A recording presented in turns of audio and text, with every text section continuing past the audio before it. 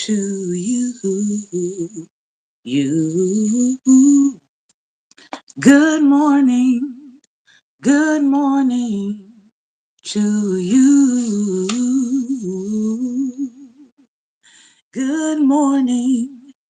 Good morning. Won't you share with a friend or two? Good morning. Good morning to you. You. Good morning. Good morning. Good morning to you. You. Good morning. Good morning to you. And many more. And many more. And many more. Good morning, good morning, good morning, and welcome, welcome, welcome to Daring Dialogues. I'm your host today, Shantae Charles. I hope that you are having a great and wonderful day. Yesterday, I was not feeling too good, but I did make it through the day, and I accomplished all of the things that I need to accomplish. Today, I am feeling so much better. And I'm very thankful for that.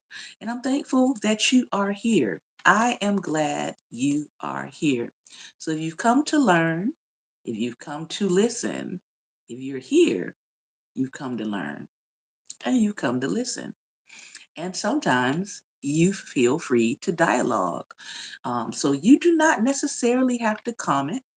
If you want to, we just ask that you keep the dialogue respectful in the comment section. Those choosing not to do that are automatically removed. We don't go back and forth about things like dignity, respect, bigotry, any of that kind of stuff. If we see it in the comments, it is automatically going to be removed. All right? All right. So today we are reading from A Guide to Managing Unhealthy Family Relationships and Set Boundaries, Find Peace, A Guide to Reclaiming Yourself. Now, I do appreciate Dr. Glover Tawwab's work in the area of family relationships and boundary setting. Um, and so that is why we are reading these books. We are now on the section dealing with siblings in one of her books. And then the other book, we are starting chapter 10, which is entitled Family, dealing with family relationships and family dynamics and setting boundaries. These books that we have been reading, we've actually been reading through these two for several seasons now. They have been invaluably helpful when it comes to family dynamics, family relationships, strengthening boundaries that I already have, giving me some of the language around communicating my boundaries to other people.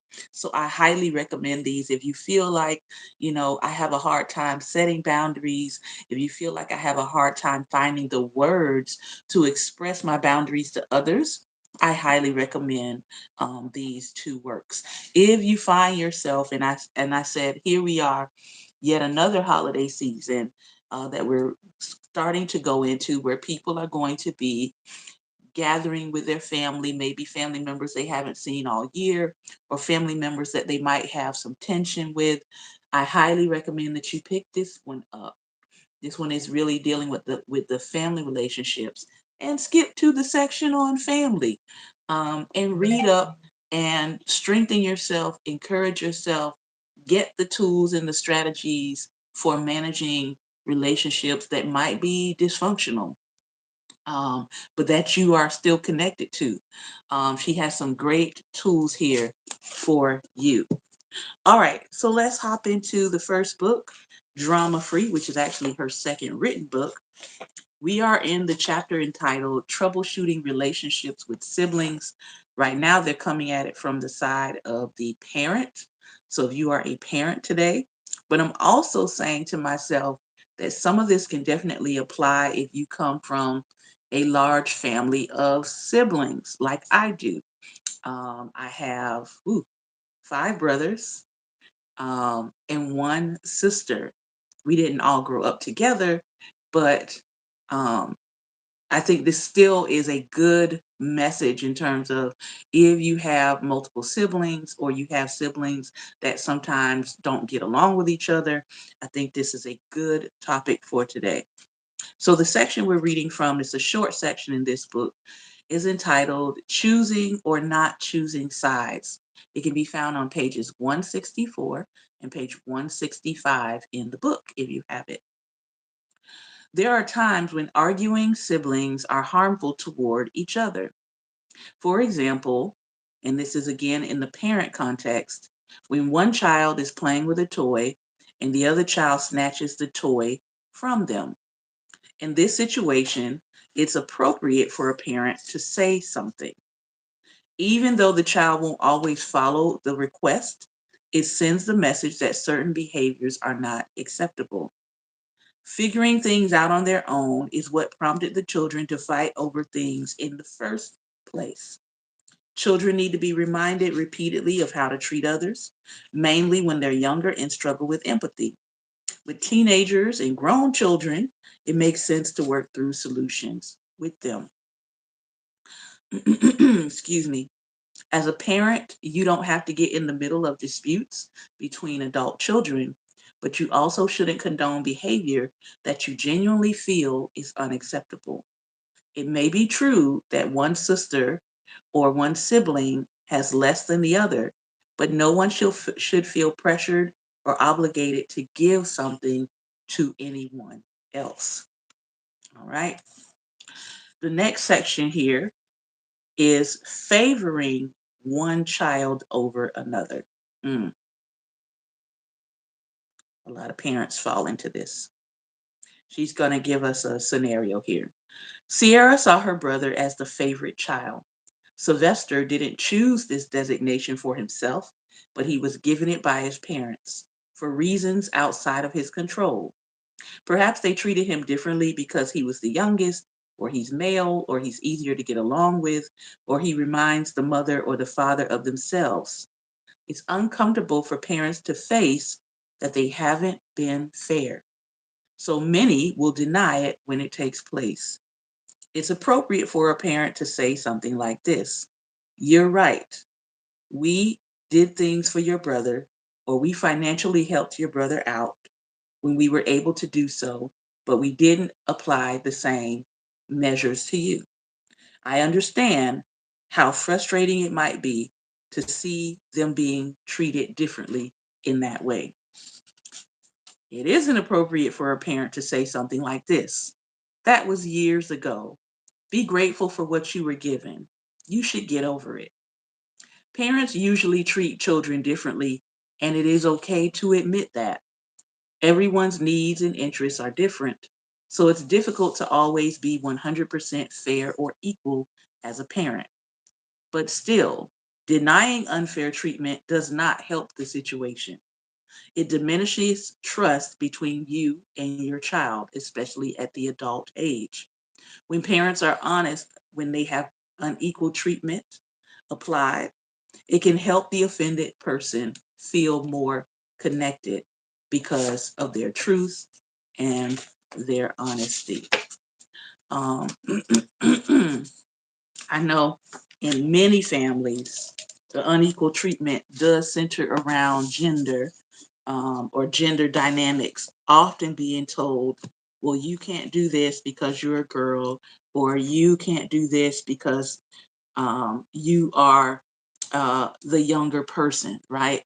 Or you can't do this because that's not what girls do, or he can do this because he would not face the same consequences in society that you as a young girl or a woman would.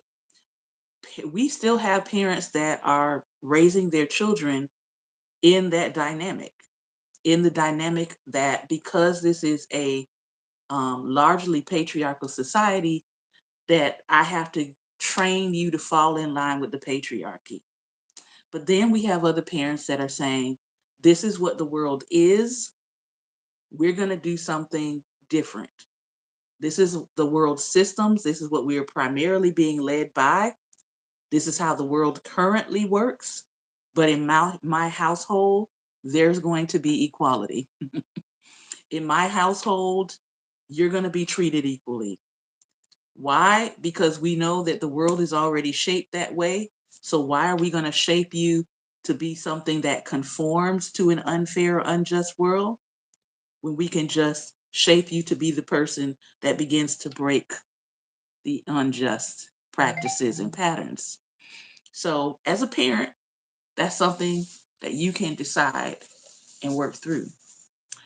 Let's look at her book individually as we move into un as we move into reclaiming yourself. This is all about individual boundaries.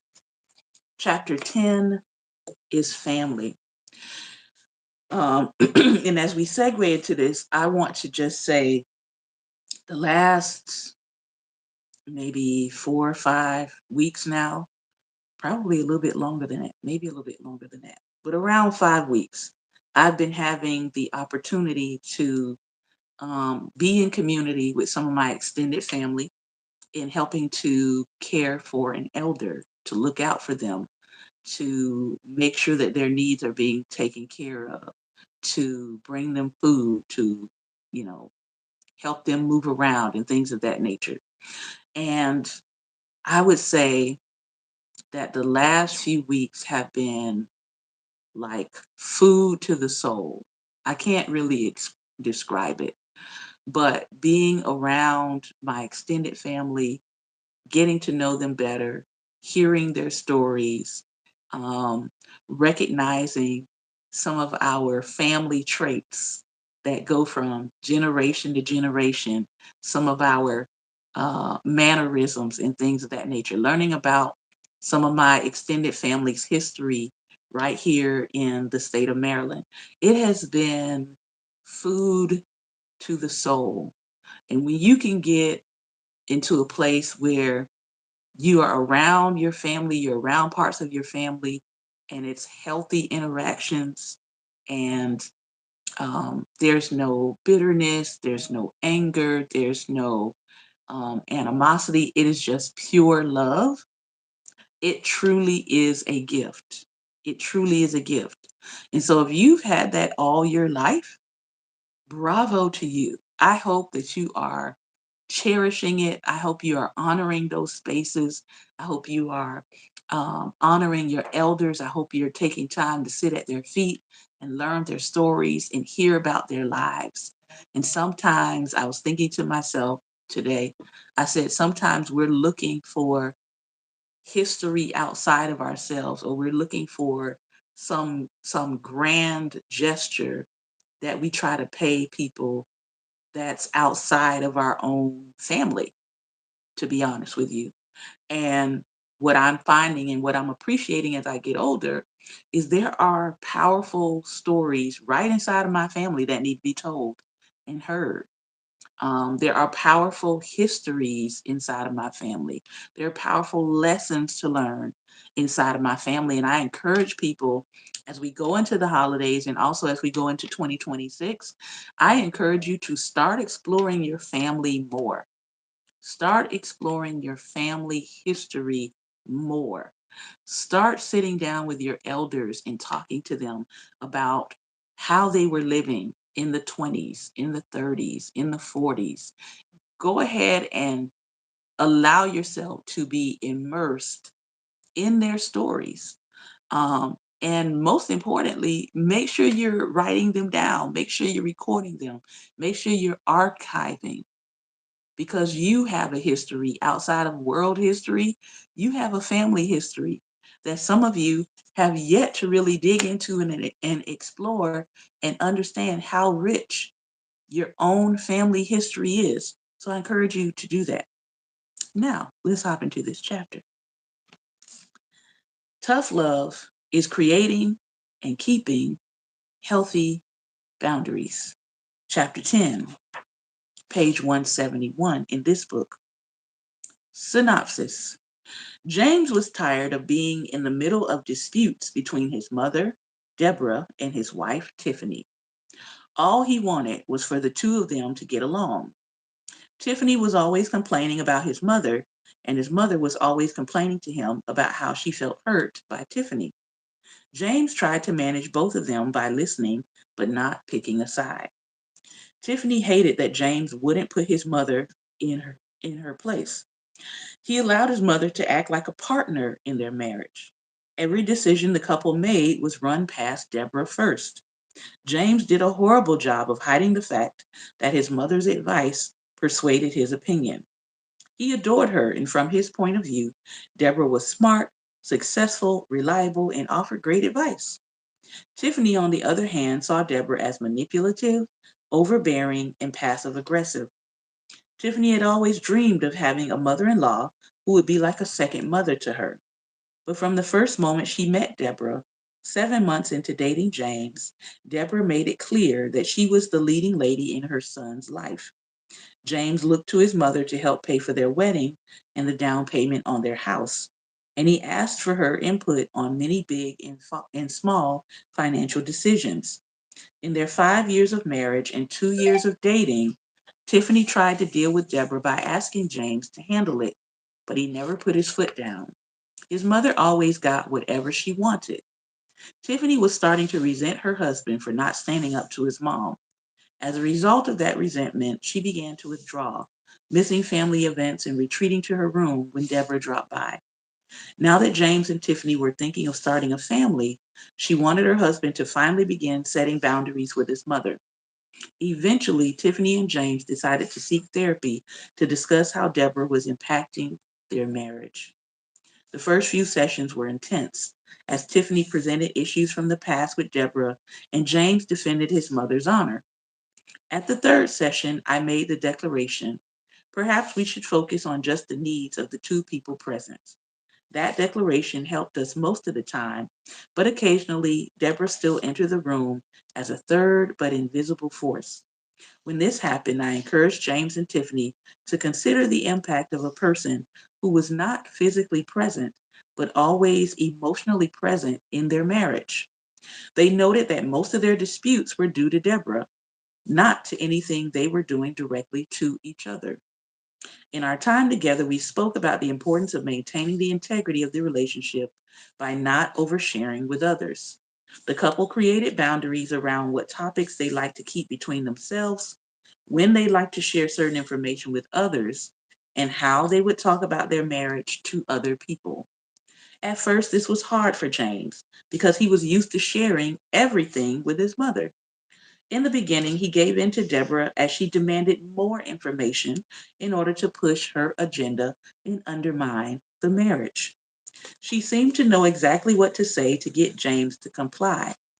After a few slip ups, he started to prepare himself for his mother's tactics.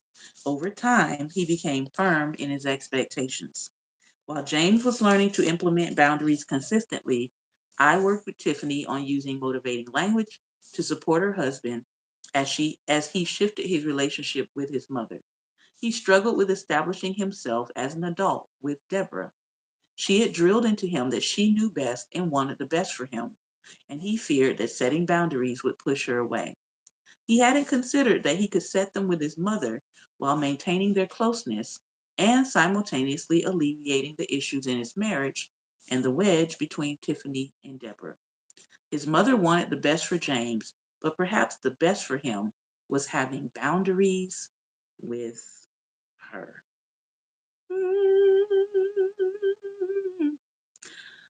I'm going to say that I have been married now for 25 years. We're going into 26 years of marriage.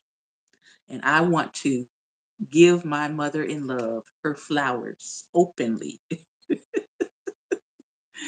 Openly. Cynthia Charles has been an amazing mother in love. I have not ever had these kinds of issues. I don't have a frame of reference for these kinds of issues. And so I'm very, very thankful for that. Um, I know a lot of people that do, though. And so hopefully the conversation that Dr. Tawab is going to have in this book on this subject. Hopefully, this is going to help some people. Um, I want to just go back to the scenario and point out some red flags. I feel like with this scenario that she's given with this couple, that there were some red flags or some things that probably should have been addressed before marriage, right? She said that a couple things. Um, from the first moment that she met the mother and 7 months into dating him, it was made clear that she was the leading lady in her son's life. For a lot of women in 2025, I want to tell you now, that is a automatic deal breaker. Not that you can't honor your mother, right? It's the fact that your mother is your leading lady. And if you are in a committed relationship with someone 7 months in, so that's a red flag.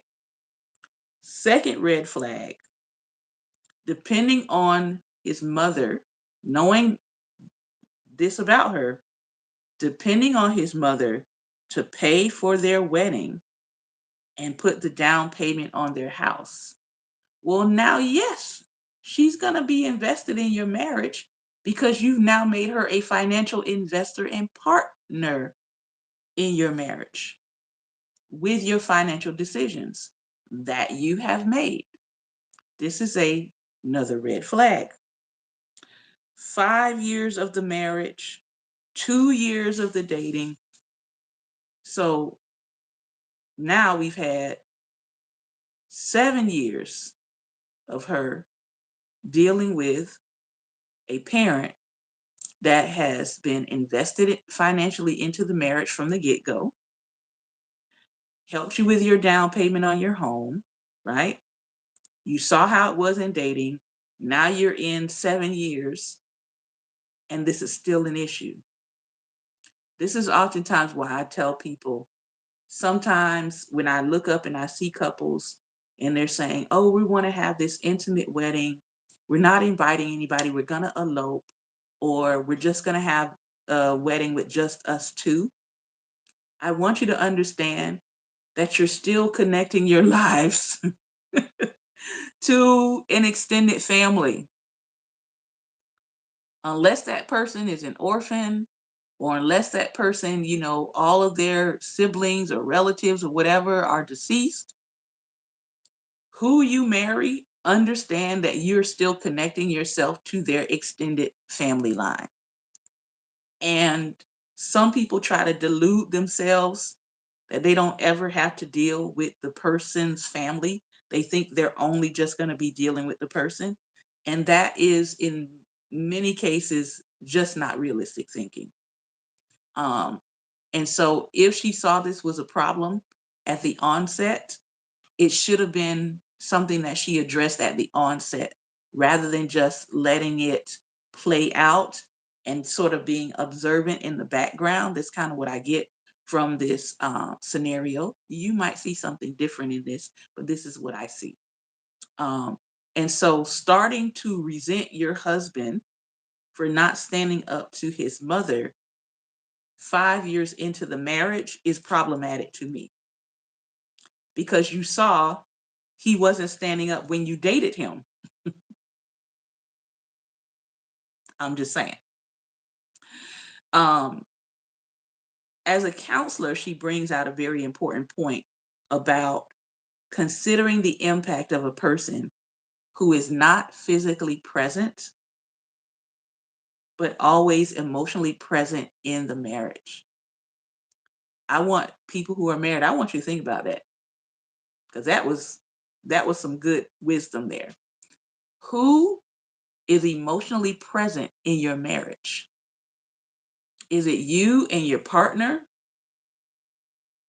Or is it you, your partner, and everybody else whose opinion you invited into your marriage? Is it crowded emotionally in your marriage?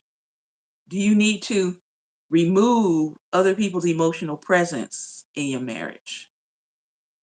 That's a good question. Are you emotionally present in your marriage? Or have you checked out and let other people feel the emotional presence in your marriage? Is your spouse emotionally present in your marriage? Or have they checked out because other people are in their place emotionally in your marriage? Good things to think about. All right. Um, I'm going to stop here. And the next time that we are in this book, we will be in season 17, which is coming in November. Um, the next section we'll be reading is You Become an Adult When You Set Boundaries with Your Parents.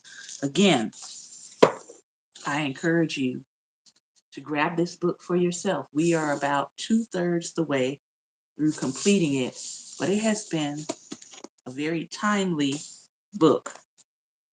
And if you're going to be taking relationship advice, certified therapists that write books are a good starting place. All right. Pastor Ben, I don't know if you're here or not. I cannot see any comments from you, but I am going to send you the addition button. And if I don't see you in the next couple minutes, I will close out for today. So let me do that.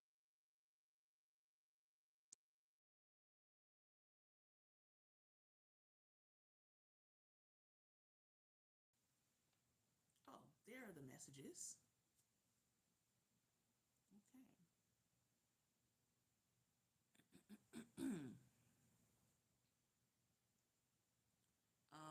G Void 100.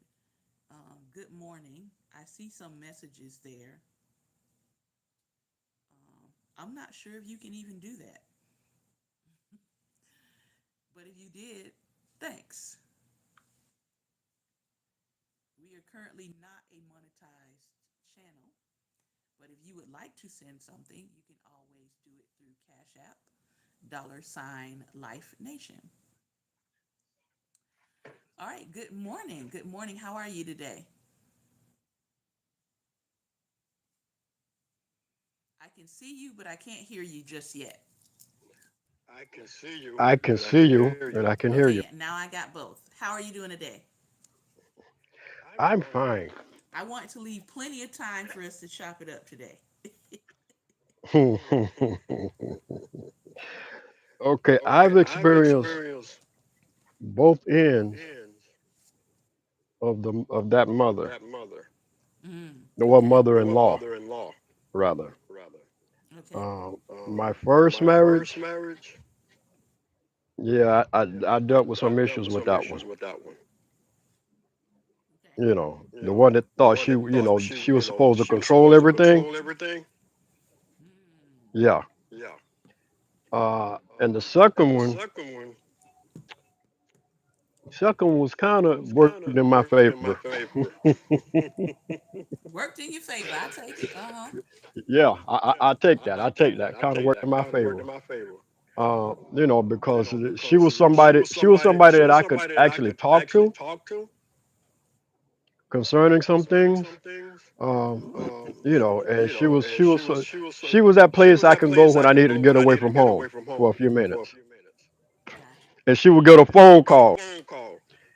It's been there. She would say, well, she would look away and say, I don't see him.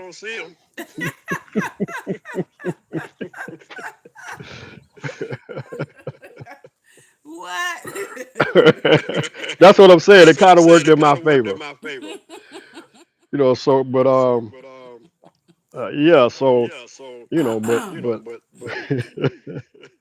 I experienced that both on both ends, like I said. Both mother-in-laws, the one that want to support, you had the support Mm-hmm.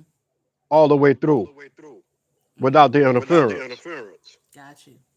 The other one, you had the interference And that's without what the I'm saying. support. I'm like, listen, I have no frame of reference for that. Like the when people say their mother-in-law gets in the way or interferes or tries to still monopolize time with their spouse. Like I have zero frame of reference for that. Mhm. My husband loves his mother, and his mother loves her son. And I have never felt like I've been in competition with her. I've Mhm. never felt like I've had to prove myself. Um, Anytime he wants to go see his mom, I say go because you only have one mother. Go take care of what needs to be taken care of. If there's something she needs and we have it, we give it. Like he is she still sends care packages. She still sends care packages. Now I'm Mhm. included. You think I'm gonna turn down? You think I'm gonna turn down a care package? Absolutely No. not. No. She sends cards. She's been baking for about 40, 45 years. She's has been a professional baker, pastry maker. So she sends us baked goods and treats. We're not missing no meals when it comes to that. And Mhm. she is light. She is love. She is grace. Um, one of the sweetest women you would ever want to know, and that's why I don't play about her. I hear I you. hear you. I don't Well, play about well, her. see, Well, see, well, see. Here's the thing. here's the thing. You have those You have those mother-in-laws mother-in-laws that once you that get once you married, get your married, your family. family. Mm-hmm. Then you have Then those you have those mother-in-laws that, mother-in-laws that, well, that's still that's my still son or my that's son still or my that's still my daughter. daughter. See, and they're And looking they're at you looking as at you as separate separate. Mm-hmm. instead of Instead part of of each part of other. each other. Mm-hmm. And I think And I that's think where that that's where problem that comes problem in comes at. in at. That's a good point. Yeah. You know, so So, you know, so so but but you're right you're though. right though. Whoever you Whoever you marry, marry, you've you married married everything everything attached to them. attached to them. Yes. And I don't know why people haven't figured this out. Cause I'm just like, you don't need to ignore the shadiness of extended family. You don't need to ignore that. Because if you're dealing with that in the initial stages and your significant other is not putting that in check, or they don't have boundaries with that person, Hmm. or that person is really rude to you, but they're in really close proximity and they have really good relationship with the person you're trying to be in relationship with, that needs to be resolved and checked before you go further. Because if not, Now, that kind of tension and undermining will flow throughout your entire marriage. now, I'll say this about my mom. When you married one of her children, you Children, you became became hers. hers. Mm-hmm. She She treated you treated like you you like were you her were her child. child. Mm-hmm. And you have You have mother-in-laws that are mother-in-laws that like are that. like that. You're in the You're in the family, family, and she treats she you treats you like like family, family, no no different. different. She don't She buy her don't buy her child a child a Christmas gift Christmas gift and don't buy and you don't buy one. you one. Mm-hmm. She buy a She buy a Christmas gift Christmas for, gift for both for of you. both of you. See, and stuff like that. Stuff like that. Celebrate your Celebrate your birthday. birthday. Mm-hmm. See, See, that's what that's what mother-in-loves mother-in do. I'm loves not gonna do. say I'm not gonna say mother-in-law. I'm gonna mother-in-law. say I'm gonna say mother-in-loves. That's what mother-in-loves. they That's do. what they do. There's a There's a difference. difference. Yep. Now I will say There's a difference. So, I had a different road with Robert's father. Woo! I tell you, boy, that first year was rough. Partially because he didn't know how to take me. I think that's what it was. And hmm because I was younger, and because he never had a daughter of his own, um, I think that's what had to adjust with us. But hmm after that first year, we were fine. We got along. But that first year, he made me cry. I was like, ooh, because I was like, I'm used to being treated a certain kind of way by men in my family, and this ain't working for me. This ain't working for me. This ain't working for me. But we were able to communicate and work some things out, and in that communicating, he said, I've come to understand you more. I've come to understand you more. And so um, if you have a family member or a what we say mother or father in love that is willing to meet you, that's willing to communicate, what are my needs? I know that this family dynamic has changed, but here's what I need. Because what I found out, especially even in just planning for the wedding and planning for the marriage, somebody gave me some very wise advice. They said, just understand that if it's any kind of major event, whether it's the wedding, a funeral, baby shower, um, those kind of like milestone points in your life, you're maybe getting ready to be a new mom or a new father for the first time, people start acting wonky. They said they don't know what it is. I said, I know what it is. They're trying to readjust and figure out what their new place is going to be in your life. And sometimes people react to that displacing feeling with feelings of resentment. They start lashing out. They start trying to detach themselves in ways where you're just like, I don't understand why this person is being this way towards me. We were good, but now that I'm getting married, all of a sudden they're distancing themselves. They're being rude. They're being standoffish. It's because they feel displaced in the relationship. They don't know where they stand or where they're going to stand after the ceremony. Happens a lot with Mhm. people who are really have really close best friends that are of the opposite sex, right? And they get married, and they're like, okay, where do I stand in this relationship with this person now because the dynamics have changed, the position has changed, and so that's kind of a little bit of what I felt was he wanted to know what his position was going to be with his son after I gained this new daughter, and then how do I add this new daughter to the family dynamic? So, but if you are in a space where people are willing to have a conversation and be honest about those things, you can work through them. With his mom, um, I had to learn how to receive the level of just pure love that she was pouring out to me because I've had that with some of my extended family, but I don't get that from my own mother. I'm just Mhm. being honest. Um, because of our relationship dynamics. So when it comes to that motherly, wrap you in the arms kind of love, I don't have a whole lot of late life experience with that. Out be beyond college because my mom, she's doing her own thing. She's dealing with her mental illness. She hasn't been that mothering figure. So when God brought that mothering figure back into my life, I had to make adjustments. It's that simple.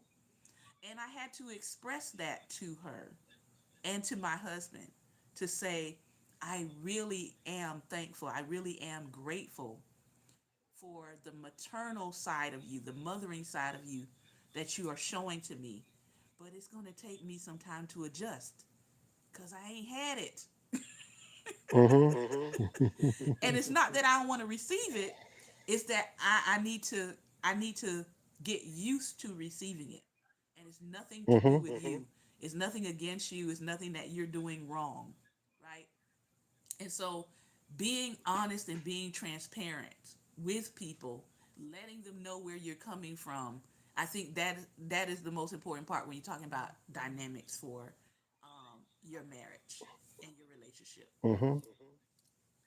That's very important. Even if you're with somebody that don't have parents in their lives, Mm-hmm. but they have children, Mm-hmm. that same communication with those children Yeah. needs to take place. And that's one thing I've done. I've always done that. Mm-hmm. You know, if I'm even if we're just dating, I become a part of those children's lives, not just somebody that mom is seeing. Mm-hmm. And then we get married. I'm that father to them, just like they're my own. So, I've actually raised some. Like with my second marriage, I think we got a divorce when her daughter was like 4 years old,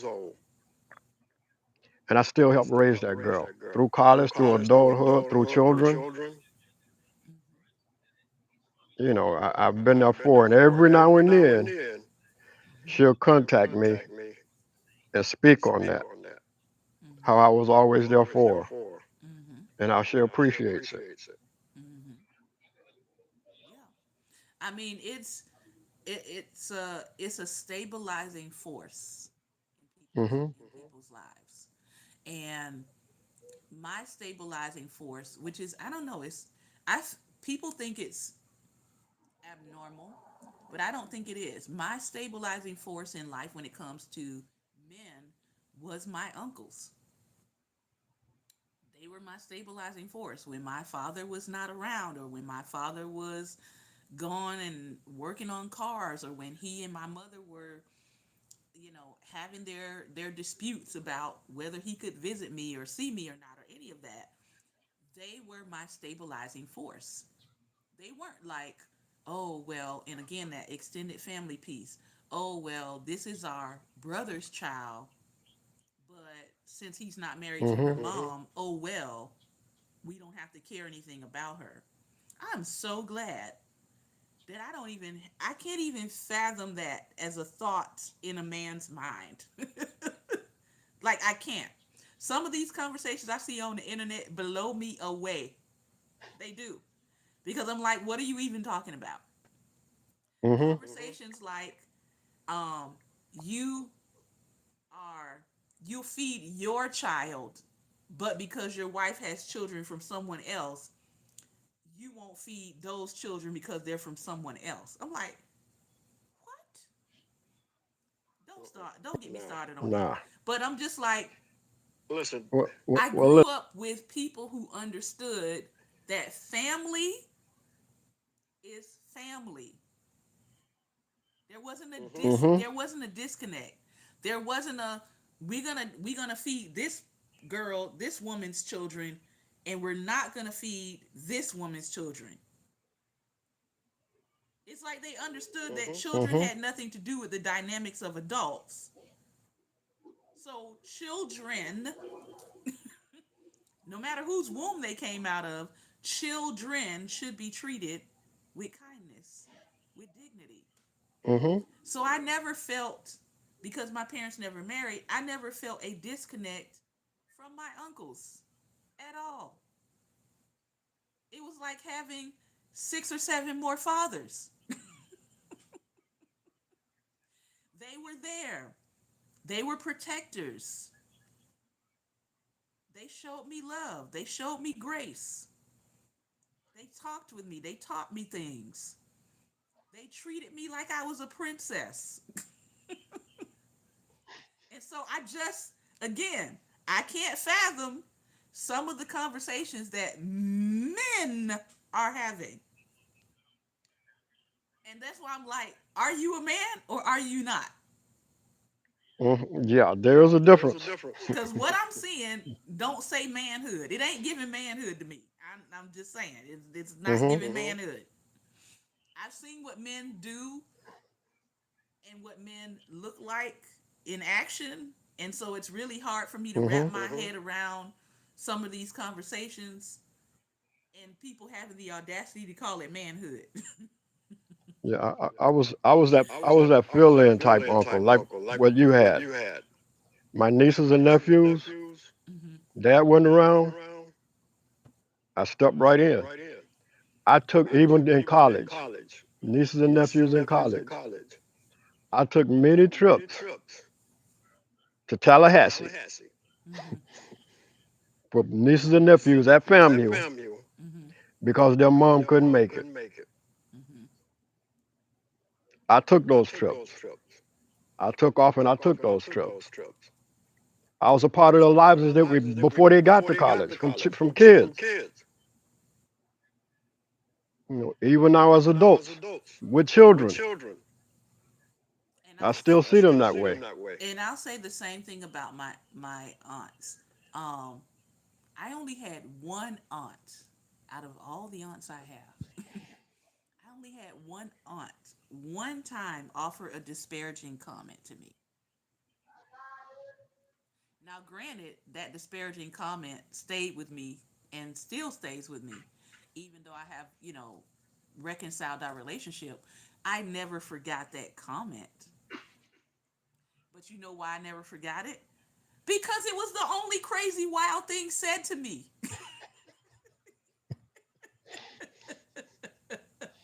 Because everybody else was so supportive. That's why her comment stood out. So, again, when you grow up with so much love and grace being deposited into you, encouragement to do better, to be better, Hmm. encouragement to be an integrous young adult. When you grow up with that infused in you, it's hard for somebody to then come and say something that you know is wildly inappropriate to you. It's Hmm. wildly inappropriate. Um, and so every day of my life, I look back and I thank God for my family. I thank God for the extended family because again, you can be a part of a large family and still feel alone and still Hmm. feel isolated. Been there. Um, and so I don't take that for granted that I have a large family, but even in that largeness and that expansiveness, I was treated kindly. They didn't have to treat me kindly. They could have marked me as the black sheep, okay? Because my father did marry. He did go on to marry. He did go on to have my brothers, which I don't call half brothers. They're my brothers. Um, and so, yeah, I could have just been iced out as that kid over there that we don't talk about or we don't see or we don't, you know, have any care for. But they didn't do that. They didn't do that. And I feel like that has made all the difference in how I view family, in how I view community, and in how I welcome people in my own life. Um, I feel like all of that ties in because of how I was treated. You know, Hmm. nobody made me feel like a different child. Now, when I was born a controversy. Okay, that was there was some tussling. There was some tussling before I got here. But once I got here and I was such a cute little bald headed baby with no hair until I was 2 years old, I just won them over by my cuteness, And then I just kept being me, and they couldn't help it. So it is what it is. No, I'm just kidding. But yeah, um, so family dynamics. I think this is a great topic. We're just getting started, but I'm looking forward to more discussion around this in season Hmm. 17 as we start wrapping this season up. Anything else you want to talk about? Because I think what in the first book we were talking about siblings and not taking sides. You know what? Um, I'm going to talk about siblings. I'm talk about my siblings and my children, Mm-hmm. plus my children through marriage. I don't like to call them stepchildren. Mm-hmm. I always treated each one of them the same, like they were mine. There's not one that I have that will tell you that I didn't treat them just like I treated my biological children. And we all have still have that relationship today, all of them. So that's how I saw them. That's how I dealt with them. Now let's talk about my siblings and myself. Wow, that's another story. Could write a book. I just might write a book. Because while there were eight of us, while we all grew up close, Mm-hmm. there was this one that I don't know. She seemed like mom's favorite. It seemed like anything she said, mom took it hook, line, and sinker. And I just happened to be on the other end of a lot of those things. But I thank God that we became adults. She still had that influence, but one day mom woke up Which is and she interesting real, because yeah. on one No, go ahead. hand, I grew up as the youngest, and on the other side of my father's children, I'm the oldest and the only daughter. With my mom's children, I am the youngest and the second daughter. So, Hmm. depending on who I was around, my dynamics were different. So I feel like I've had I can understand both points of view, but I was never the younger sibling that got away with stuff. Like I don't know who I don't. That's never been my dynamic. I was not the spoiled Hmm. younger sibling. I was not the younger sibling that got away with stuff. I was, however, the younger sibling that everything was blamed on until my mother finally caught them blaming me for stuff I didn't do. So I got a lot of spankings as the younger sibling because oh she did it and I didn't Hmm. have a defense because I had two older siblings, you know. So I was being tagged as the young troublemaker, which I mean, hey, is what it is now. But I was being tagged as the young troublemaker until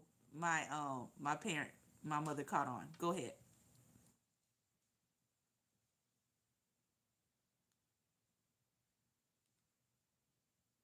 You still there? Uh oh, there you go. All right, you still there? Are you back? I can see you now. Yeah, I'm back. I'm back. No, I was saying I became tagged as the young troublemaker until my mother caught on. But go ahead. Hmm. Well, the troublemakers, the one, well, actually, both of my brothers, they were with the first two, the older siblings. There was a sister, then me, then the next four were girls. Mm-hmm. So I was the youngest boy, but I was somewhere in the middle because I was the fourth, and my younger sister, she was on here before, Mm-hmm. Connie. She and I were always close. We got into trouble together a I had lot, one of them siblings too. Now a he was he lot. was he was a step brother. But yeah, Hmm. we was they called him Evil Knievel and they called me Evil Knievel little sister. Okay? There wasn't a thing we wouldn't try. Hmm. I was a daredevil growing up. I was. Yeah. But see, I got in trouble with her even when I didn't cause any trouble though, Mm-hmm. because she did, and she would point the finger or call my name, Ben. But you know what? That never separated us though. Mm-hmm. It never did. We stayed close. In high school, I taught her how to play basketball when she was in high school. She went on one MVP. You know, we were close. Uh, Now, the one that was the troublemaker out of the siblings, my second oldest brother, but he was just trouble. Mm. He was that one one wayward child that did whatever he wanted to do, but he would accept the consequences and didn't care about them. Well, I See, do what you got to do, mommy and daddy, but I'm going back out there and I'm gonna do what I want to do. It was like that was his mentality. that was mine too at one point. I eventually got into at first I was being encouraged into a bad way. Okay. And then my stepbrother Hmm. got sent back to his mother because my mother was like, your son is a horrible influence on my child. And my child is going to wind up in trouble if your son stays around because he was always getting into something and he was always taking me along with him. So we became Hmm. partners in, we were literally the little rascals. Okay, I was buckwheat. We were the little rascals just getting into stuff. Okay, and my mother had it. She was just like, your son has to go back with his mom because this ain't working for me. Um, you know, and so, but Hmm. after that, in almost before that, I was getting a whooping every single day. Oh, no, that was my sister Connie. I was getting a whooping every single day. And as a young child, I knew then that this is not working. I went to my own mother and I said, lady, you're whipping me every day. Why are we doing this? I'm not doing wrong every day. Why are you whooping me every day? And you know what she had the nerve to tell me? I'm whooping you just in case you did something wrong. Now Wait a my minute. now my little mind said, well, if you gonna whoop me just in case, then I might as well get my quota of doing Might as wrong well extra do it. today. Hmm. Cause what are we doing here? I'm getting whoopings for things I haven't done yet. Okay? So this is one reason why I knew even at 4 or 5 years old, spanking makes no sense. the science Listen, is the science is now out here to tell you spanking actually damages the brain. But I knew at 4 and 5 years old, ma'am, what are we doing?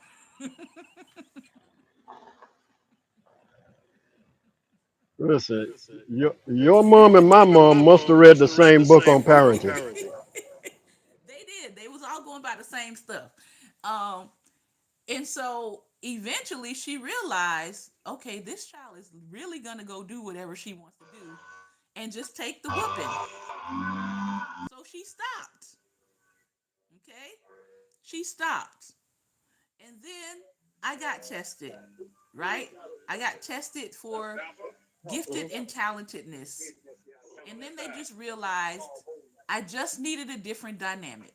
I needed something to get my creativeness out. I needed something to occupy the growing curiosity and creativity that was within me. So once all of Hmm. that started getting directed into drawing and music and dancing and singing, then I had some creative outlets.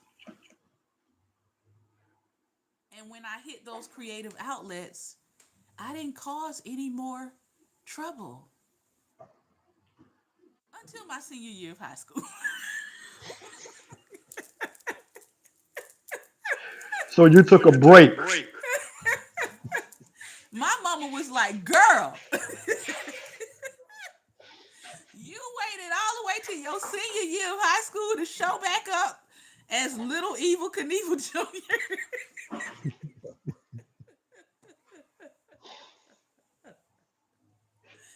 Yep. I went to Hmm. elementary school. I went to a magnet elementary school program, middle school magnet. Now that's not to say I wasn't doing other stuff. I just was not a behavioral problem anymore. I was into sports. I was into art. I was doing my music. I was doing singing telegram. I was doing the arts and sports. But then the editor, publisher, writer tapped in my senior year, and I got in trouble. I didn't get in trouble for fighting. I did not. I didn't get in trouble for drug distributions, as many kids were getting in trouble. I got in trouble for words, for publishing words. And as they said, as they were driving me home by police escort for almost inciting a riot with words. So now I tell people, be careful what you write because Mm-hmm. yeah, words are very powerful. And I learned that in a way I didn't want to learn it, but I learned it.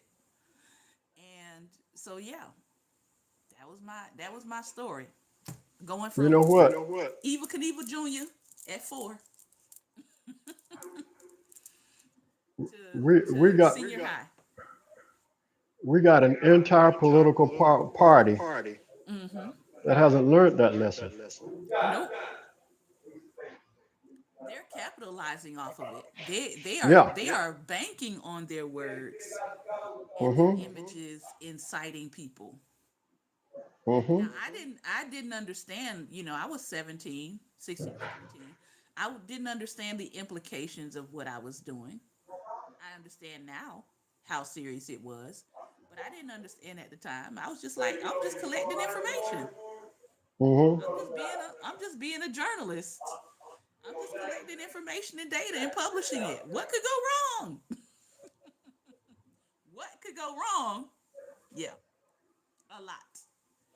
Final thoughts. I'm gonna say this: your experiences mold you. Mm-hmm. It can mold you in a positive way or a negative way. That depends on what you do with that experience. Absolutely. See, it depends. Now, see, you got in trouble for words. Mm-hmm. You could have said, "No, these are my words. I wrote these words, and I'm going to go more." But you learned, and you made an adjustment, and you And met Robert. here's the sad part. Here's the sad part. They weren't even my words. But because I published them Mm-hmm. and disseminated them, I was the one that was held accountable. And so I look back at that and I say, if at that young of an age I was held accountable for the words that I put out into the world, but we not holding accountable these people at the top who putting out stuff in the world, what are we doing? What are we doing? But we'll talk about that tomorrow because we're going to get into that. What happens when you are setting a generation up right now by corrupting them through your actions? Because what's Mm-hmm. happening now is a whole new generation of young people who are looking at this gross corruption and destruction of virtue, Mm-hmm. goodness, dignity, innocence. They are openly corrupting the processes. They are openly corrupting the moral fabric of our society. The next generation Mm-hmm. is looking at us and looking at them do everything wrong and still be rewarded. And people don't understand how deep that corruption is being seeded into the next generation. Mm-hmm. But we'll talk about that tomorrow on Theology Thursday. Thank you all for your time and attention. Those of you who swung in and swung out and will come back and catch the replay, we appreciate all of you. This has been another episode of Daring Dialogues, and I've been your host today, Shantae Charles. I want to thank you for your time and your attention. Remember, light is the most daring opposition to darkness. So continue to go out and be Light. light. Take care, everyone. Be well, and most importantly,